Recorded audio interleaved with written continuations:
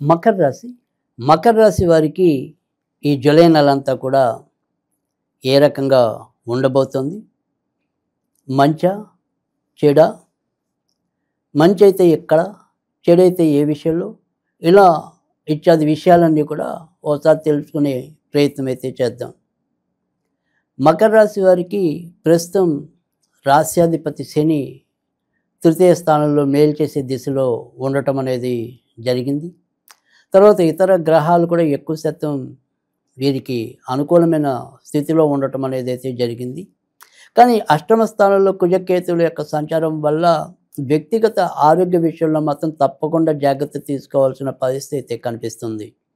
ఏవైనా సరే వాహన ప్రమాదాలు కానీ, తర్వాత మరి ఐబీపీ మీద వచ్చే ఇబ్బందులు కానీ, తర్వాత మరి హార్ట్కి సంబంధించిన విషయాల్లో కానీ కొంతవరకు జాగ్రత్తగానే ఉండవలసిన పరిస్థితి అయితే కనుక జూలై నెలలో ముఖ్యంగా చాలా జాగ్రత్తగా ఉండవలసిన విధానం అయితే కనిపిస్తుంది.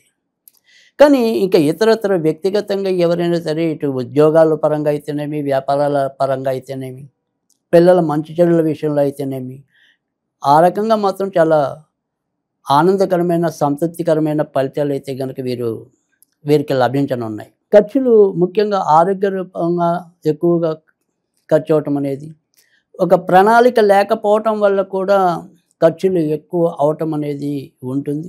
ముఖ్యంగా ద్వితీయ స్థానంలో రాహు యొక్క సంచారం వల్ల. కానీ అవసరానికి మాత్రం తప్పకుండా వారు అనుకున్నంత ధనం లభించడం అనేది అయితే ఉంటుంది. కొత్తగా ఏమైనా సరే ఇల్లులు కానీ, భవనాలు కానీ, అంటే ఉన్నవి ఏమైనా సరే అభివృద్ధి చెందాలన్నా, మరమ్మతులు చేయాలన్నా తప్పకుండా సాధ్యమవటం అనేది అయితే కనుక జూలై నెలలో వీరికి ఉంటుంది. సంతానపరంగా తీసుకునే నిర్ణయాలు సత్ఫలితం ఇవ్వటం అనేది అయితే ఉంటుంది. అయితే మరి వీరు కూడా ముఖ్యంగా సంతానం ఒకసారి ఏదైనా సరే ప్రేమలో చిక్కుకోవడానికి కూడా అవకాశాలు అయితే ఈ నెలలో ఎక్కువగానే కనిపిస్తున్నాయి. అలాగే వివాహం కూడా ప్రేమ పెళ్ళిళ్ళు అయ్యే వారి కోసం అయితే కనుక ఈ నెల మరింత ప్రోత్సాహకరంగా ఉంటుందని కూడా చెప్పచ్చు. ఇక సాధారణ వివాహం కోసం మరి ఎవరైనా సరే మన ఇంట్లో పిల్లలు ఉంటే కనుక వారి యొక్క ప్రయత్నాలు తప్పకుండా ముందుకెళ్ళటం అనేది అయితే ఉంటుంది.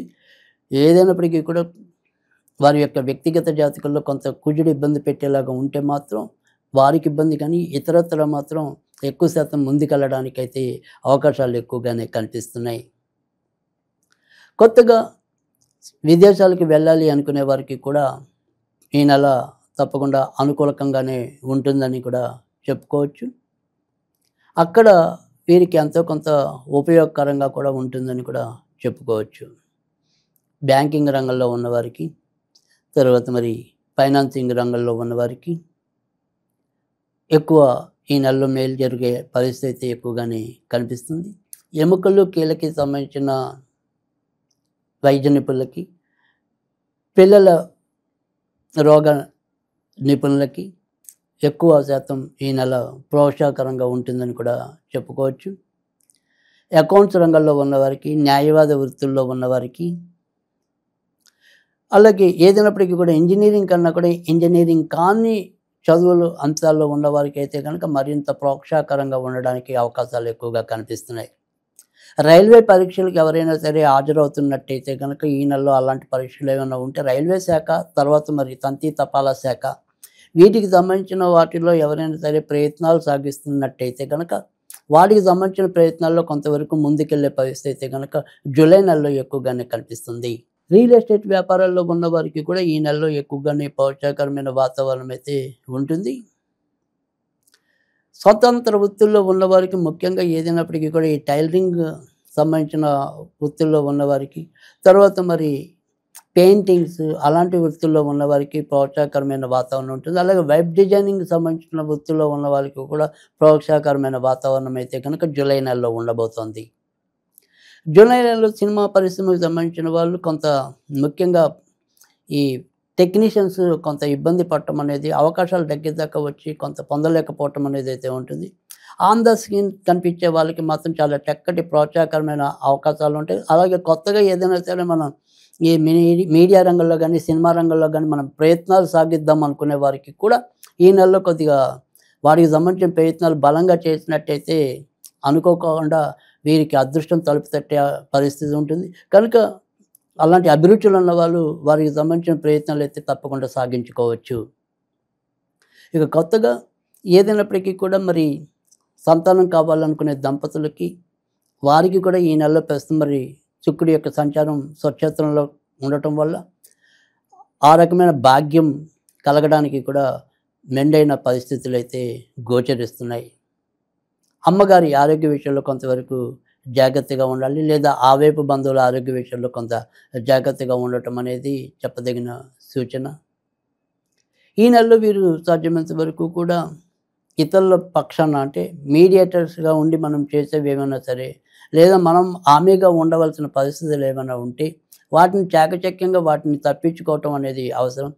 ఏదైనా సరే సంతకాలు కానీ ఇలాంటివి పెడితే కనుక కొంత నష్టపోయే సూచనలు ఎక్కువగా కనిపిస్తున్నాయి కనుక సాధ్యమైనంత వరకు కూడా మధ్యవర్తిత్వానికి హామీలుగా ఉండేదానికి కొంత దూరంగా ఉండటం అనేది చెప్పదగిన సూచన.